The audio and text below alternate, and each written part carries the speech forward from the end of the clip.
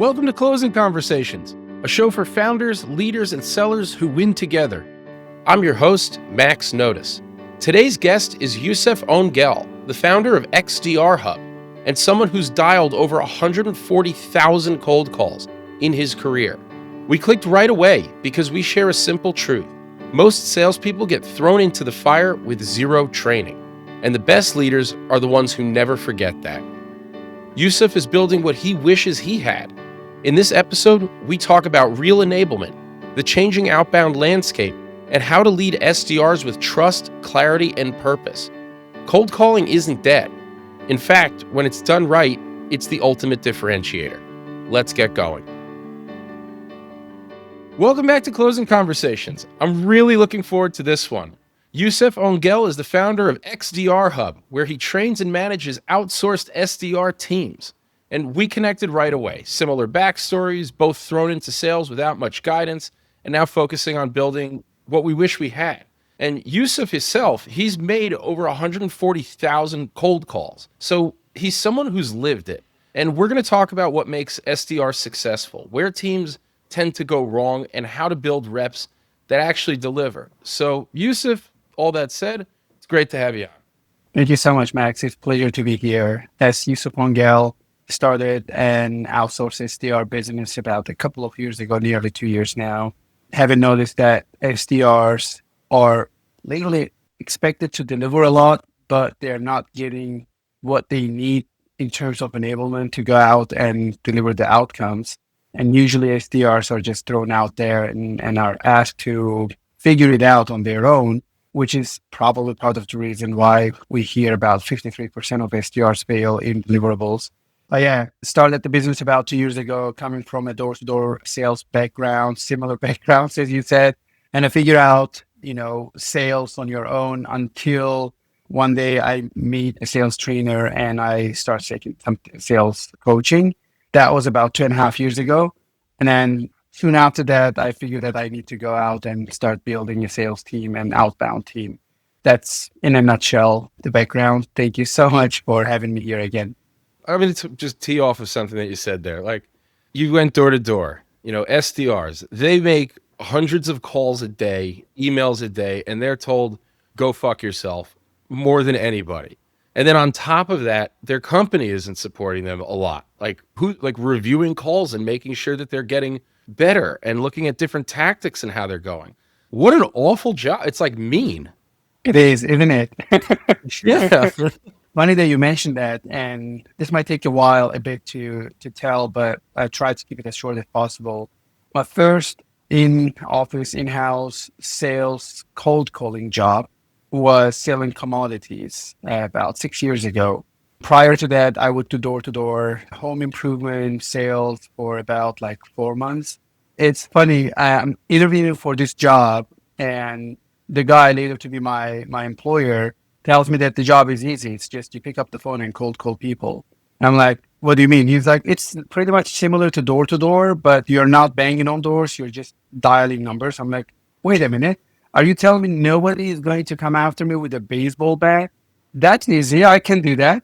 And literally the way I took on cold calling job and the way I considered it, door to door is a lot more difficult. You have so many dangers and risks of a dog attacking you, the homeowner or tenant just coming out with a baseball bat, which we all have seen. Like when you bang on someone's door at 8, 9 p.m., they just come out with, you will hear crazy stories from door-to-door salespeople. So anyway, yes, it is pretty similar, but on the flip side, it's such a comfort to sit in your office and just not have any of those risks. What could happen, worst case scenario? They will just say, back off and hang up. That's it. I always tell sellers, nobody's ever gotten slapped through the phone. So what do you have to, the worst that they can say is fuck off. And then, one of the things I've always told sellers is think of it like a prank call. Like when you would pick up a payphone or a cell phone and *67 and you call a random number and, is your refrigerator running? You better go get it. I don't know, whatever call you make, it doesn't matter. They're not going to remember you 5 minutes later. Oh yeah, 100%. They're not going to remember you 5 minutes later. True. God, I'll never forget when I got my first job in sales. I had to sell 40 deals in 40 days or I was fired. And I'm calling SMB owners all over the country. And some of them are legit businesses and some of them are like honestly just some moron who ran an online scan and you're calling him and you don't know. And I remember I'm telling my parents like I got a job. Yeah, in New York City. Great for a tech company. Great. And then after like the first day when I tell them this is what it is, they're just like, we put you through college for this?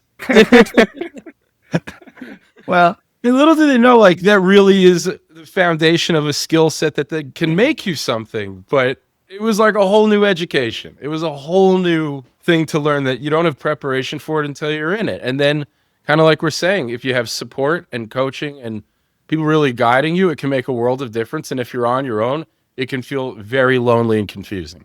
yes, and funny that your parents were commenting that way, but it is what it is. The SDR job it's very much underestimated, but I always say, hey, be nice with SDRs. They are the future executives.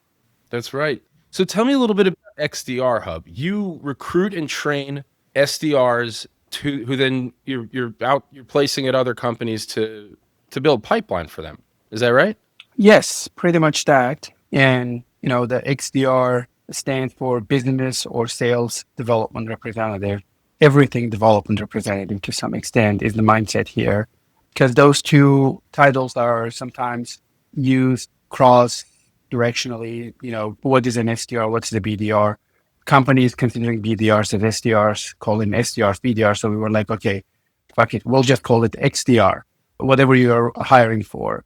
So pretty much what we do is what you describe end-to-end SDR or BDR function without the headache of, managing people, hiring, recruiting, training, enabling them. We just find, train, hire, train, enable, mentor, coach, and we also are responsible with the deliverables, owning the tech stack of the outbound motion as well. Gotcha. So, I mean, for an SDR or an SDR or BDR, any, new to the workforce outbound representative, it sounds like a very good option because I could go to any company and I don't know how they're going to treat me, right? I don't know if they're going to just ignore me, throw me to the wolves, exactly like you were saying before. If I'm working at your company, I know that I'm getting the support I need, but I'm still like doing the real job. If anything, do they all work on one project at a time or are they ever rotating between companies?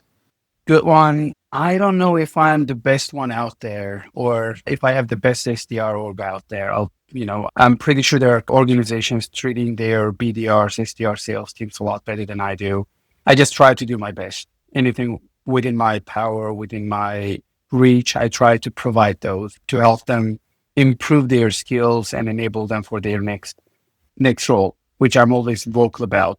You don't have to stay at XDRhub.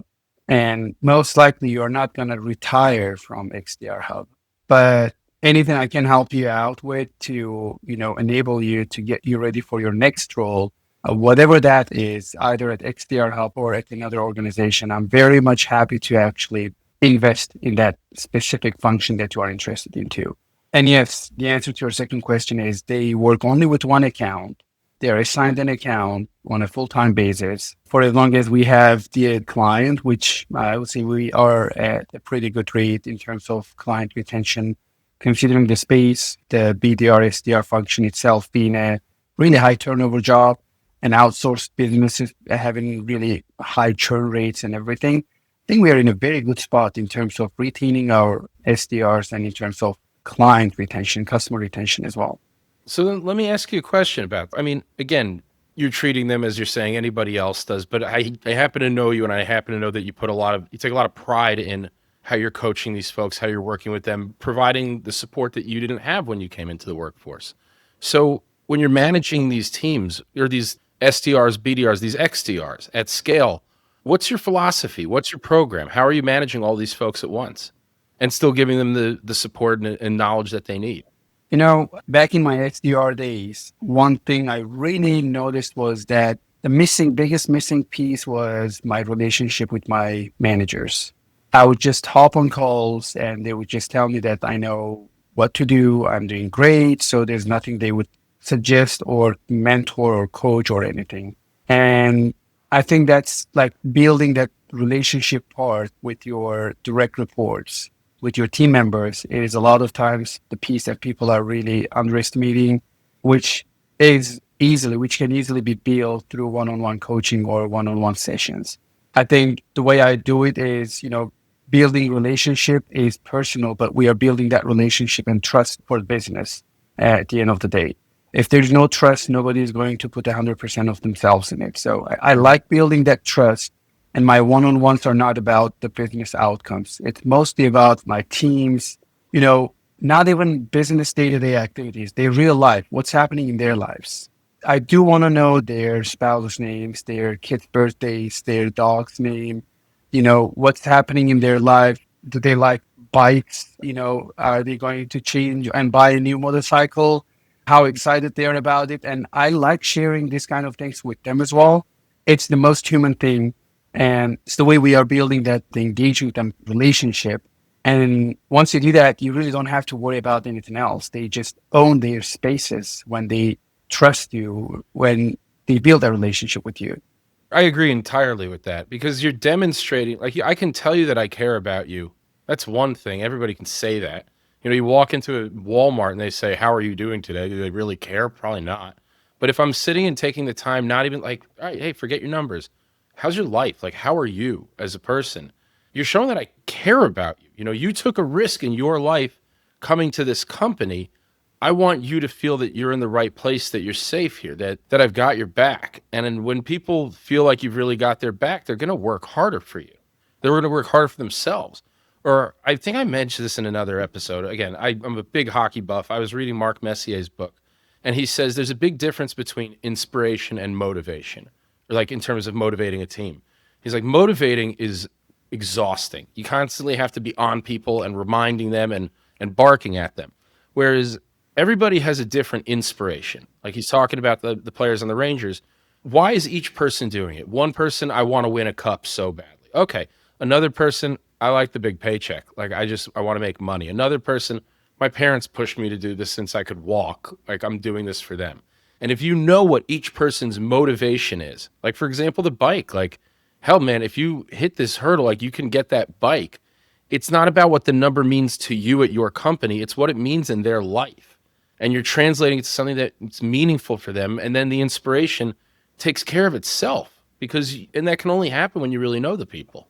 100%. And I'll add more to that. Like, and knowing people is not always about what their answer to your questions. Like they might just say fine when you say, how's your life going? But then if you know that person closely enough, you know that fine actually translates into it's not fine. Because I like asking the same question whenever I have my one-on-ones with people. Like the first question I ask is, how's it going? It's my standard default question. They say great. And I take my notes every week. Every time we have one-on-ones, I write down their answer. Great, great, great. So after a few weeks or a couple of months later, I ask, how's it going? They're like, oh, okay, wait a minute. Now this is something different. What's happening in your life? So knowing people is observing them all the way. And, it's not just observation. It's also about taking notes. I don't know. I'm a big time note taker still. I don't like virtual note takers. I like having my own notebook and taking notes and everything. But I do know everything about them that I should know most probably. And then when I feel like something is off, I sense it. I hear it. This is outside the normal. So I can follow up with them. But yeah, I think it's a combination of everything, man. It's not managing people is this podcast that I listened for a very long time about how to manage people and how to lead people. I think one of the missing pieces is a lot of managers are taking this kind of relationship building as a job, as part of their role, but that's actually the job itself for managers, for leaders. Build that relationship that you need, that the business needs. That's your ultimate job as a manager. It's not just enabling them on their sales skills or on their customer success score, whatever. It's your relationship piece. That's the job. You're preaching to a choir. I always found also that if I shared something vulnerable, that they would trust me more. Something about my life, something about, a pain or a trauma that I went through. It made them feel more comfortable to open up. And it's the same, like I was listening to a company sales call and they say, all right, you're looking at this like heady technology, what can we help you with? And they say, no, we're just curious to see what's about. It's like, you didn't book time to learn about this like crazy technology because it looked fun. Like there's clearly something going on your desk that made you book this call. There's a problem you're trying to solve. Exactly like you're saying, when people ask how we're doing, we're programmed to say good, even if our life is completely crumbling. And same on sales calls, for example, when, you know, so, okay, great. Why are you here? Well, we're just perusing. No, you're not. Like there's something, why are you perusing? Like, come on. Or like you'll have someone who goes to therapy, they sit down in the chair and they go, well, I don't need therapy. And it's like, then why are you here? Like this doesn't make sense. And when you can crack beyond that we all say we're okay and have a problem and protect the problem. For whatever reason we do this. If you can crack and get a glimpse into what that problem is, not judge the person and work with them, there's a real connection. And that's such a personal thing. It's a deep thing. And then we trust each other more. And I'll say on the other side, when it comes to the business side of it, I was always a very big believer. When I'm managing sales teams, I would sit down and I would say, here's the deal. Like from the business standpoint, I don't do well unless you do well. I only get a bonus if you do well here. So everything I'm telling you is in my best interest, because your best interest is very selfishly is what's going to get me the bonus check. And so there was such like a selfish, I call it a selfish symbiosis. Like I'm being totally selfish of what I'm being selfish about why I'm doing this. And it's entirely for your benefit. So I'm not going to tell you something that's not the case. I'm not going to tell you you're doing well if you're not good at doing well. I'm not going to tell you I'm not going to mince words because that wouldn't help me. I'm only doing this to help you out. And I think when you have that combination of the right business alignment and I really trust you, like there's like a deep connection that happens and you go to bat for each other. Amen. 100%, man. I mean, it comes down to communicating clearly to your team, or, it's the same thing. I always see things in the same things, like in the same way. Your buyers, you're building a relationship with your buyers and you're communicating through the relationship with your buyers. Same with your team. You're building relationship and you're communicating, building that trust with your team. You're building a trust with your buyers, and the rest is all coming down to how you communicate with them. And to your point, exactly. Well, we built this relationship. We trust each other. You trust me as the seller that I will solve your problem. But let's not forget that this is a business relationship. I think that's the fine line that you have to always keep in mind, or same with your team. Let's not forget that this is for business. We are building this relationship and drawing outlining the lines clearly there. This is all about business is where I think people are going to control their behaviors and like understand that this is a different level of relationship. It's not just two buddies hanging out. Totally. And going along with that, I've always said it's easier to loosen the reins than it is to tighten the reins. So you'd rather start with, hey, this is business, this is how it goes. And I can always give a little leeway. We can always, you know what, let's book time at 5:00 and we're going to have a drink and just talk. You can always do that, but you can't start that way and then say, hey, we've really got to pull it in here and get this together, because they're not taking you seriously. That was when I had to learn a few times. Yeah, we have learned one or two things down the road. Let's say it's human connection, human relationships, and you want it or not, teaches you a lot of things. Sometimes the hard way, and again, like a lot of times, these kind of skills are not things that you learn, and unfortunately, so many people are not investing in their, coaching and enablement piece, or their team's coaching and enablement piece. That could be communications, relationship building, sales, whatever it is, And we learn it the hard way by failing first. Best teacher though, but yes, it costs. The cost is way higher. My mom always talks about this book, The Blessings of a Skinned Knee. Oh, love it. Okay. Yeah, I totally dig it. But I think this is another parallel between sales and leadership is, selling starts when you stop selling and you start helping. If all I'm concerned about is, hey, we got to get this done, we've got to get this done, but I'm ignoring how are you doing? Why are you doing this? Even like I can give you call feedback on what you need to change, but there's a difference between what you need to change and why you're doing it. And if I can get to that deeper level and I'm here to help you, the output is going to be different than if I'm just trying to bark at you like a dog and get you to execute. That comes down to, I think people with high emotional IQ, emotion or EQ, I think, are the ones with higher potential of being good salespeople because there's a lot of empathy in sales. Coming back to your point about helping out people to others, like I'm not trying to skin something out of you because I need it. I'm digging as deep as I can to understand how deep, how far can I go to help you solve this problem. And the people usually understanding the other person's pain, challenges, and everything. And, empathy is not just simply putting yourself in others' shoes. It is controlling your alter ego. And it is, when need be, taking your own shield down to gain the other person's trust. Once you win their trust, now you can talk about being an empathetical person. So those are the people pulling down their own shields, being vulnerable for the sake of helping others, are the ones who have high empathy, and they are the ones successful in sales, is the way I see sales. Ideally, right? Then you also have the people who are just fucking sociopaths and they're just so good at sales. And you're like, I just could never be that guy, but good for you. I want to ask you another question. So we're talking about a lot of holistic leadership stuff, which I think we see pretty eye to eye on here. I was at a conference. I was at like an event yesterday and a bunch of startups were pitching. And every single one of them's ask was, if you could introduce us to new opportunities, that would be the best way you could help us. And I feel like sales teams today, one of the biggest issues they have is how do they get enough people in the door? How are they, getting buyers? Because 5 years ago, you could just send 400 emails, personalize the name. You could expect maybe 5 meetings from that. No calling, no LinkedIn, no anything.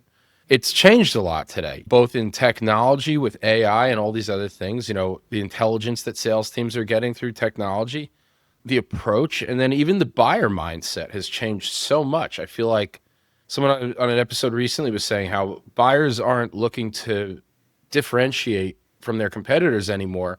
They're trying to de-risk, and they're just trying to de-risk everything. So what strategies, how have your teams changed in terms of strategies from, let's say, 2-3 years ago to what they're doing today? Like what's working and what's not working? And I'll even ask a further one.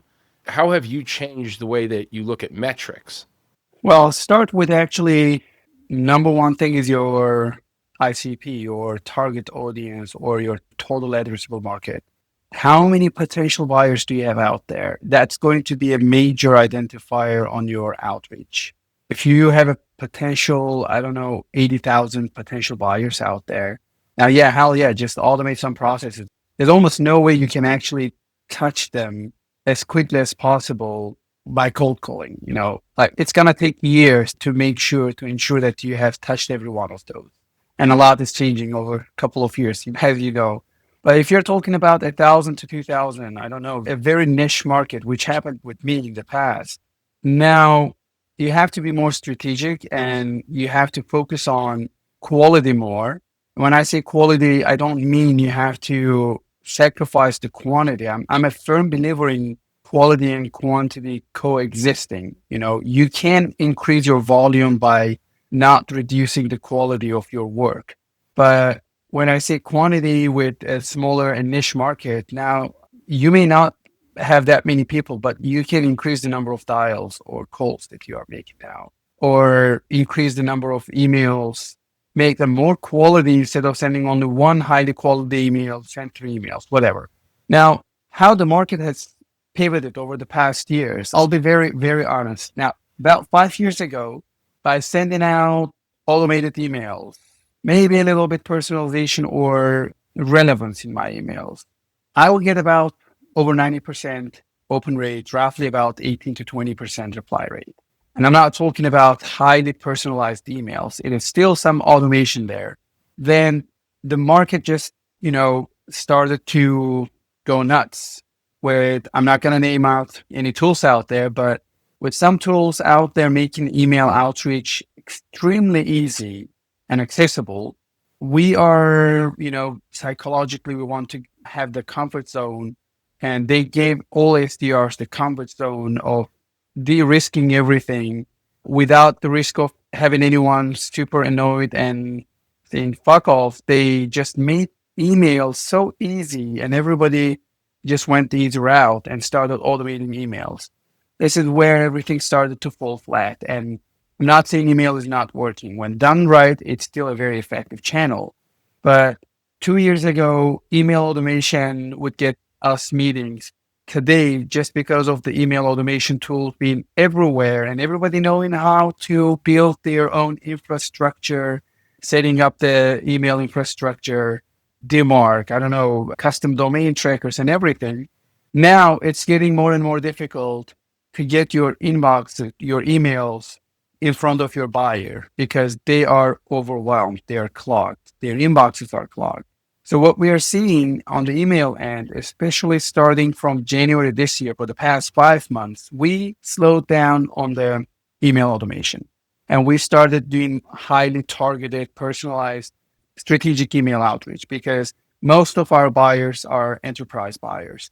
We don't want to burn them. We don't want to churn them. We really want to be thoughtful with our outreach.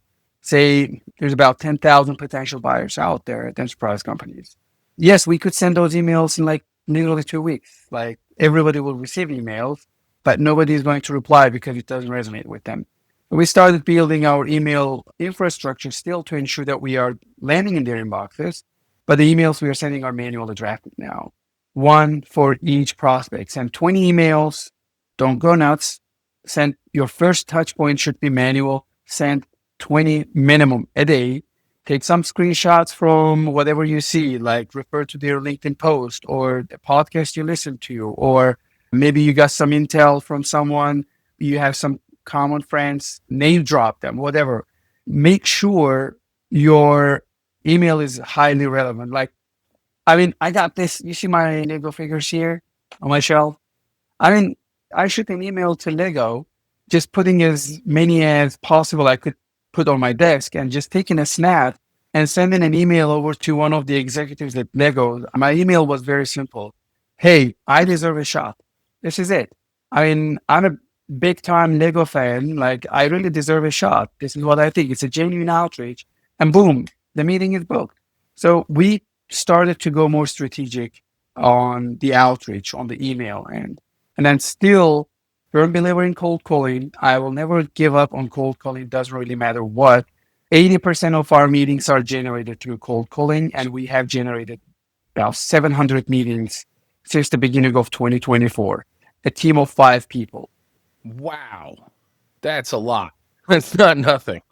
These are enterprise accounts that we're talking about. Over 700 meetings generated with a team of 5 in, what are we talking about? Like 18 months, 20 months? So nothing can convince me that cold calling is dead. It is a challenging channel. That's why probably roughly about 3 to 5% of SDRs out there are picking up the phone and calling. Those are the big differentiators.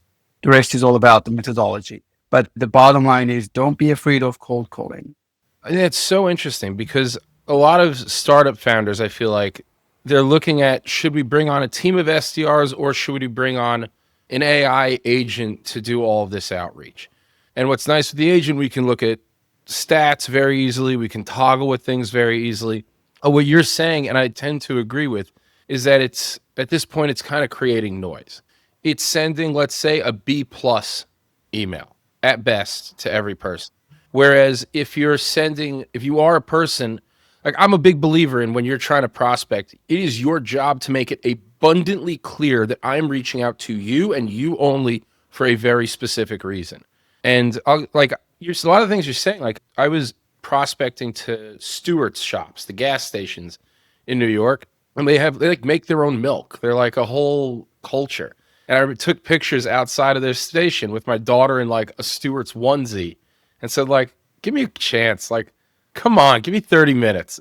Or like Loblaws, the Canadian grocery store. I went up to Canada and stood in front of a Loblaws and said, like, come on. And it was funny. Like you could see them looking at it, opening it, but I don't think I agree. Like even if I could have AI plug in these little toggles and they can do quite a lot, that it would have had the same impact.